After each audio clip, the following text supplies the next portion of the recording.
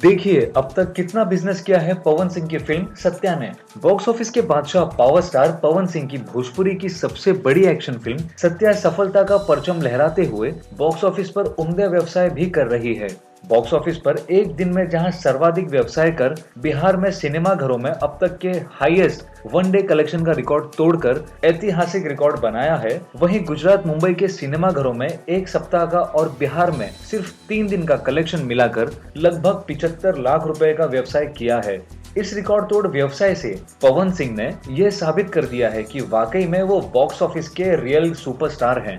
होली के शुभ अवसर पर प्रदर्शित की गई भोजपुरी फिल्म सत्या को पवन प्रेमी भारी भीड़ के साथ देख रहे हैं। इस फिल्म में पवन सिंह का हैरत अंगेज एक्शन और इमोशन दर्शकों को खूब पसंद आ रहा है और इसी के चलते वो सिनेमा घरों में खींचे चले आ रहे हैं। पवन के साथ भोजपुरी आइकन अक्षरा सिंह की रोमांटिक जोड़ी दर्शकों को खूब भा रही है और साथ ही फिल्म के सभी गाने सिने प्रेमियों को खूब पसंद आ रहे हैं।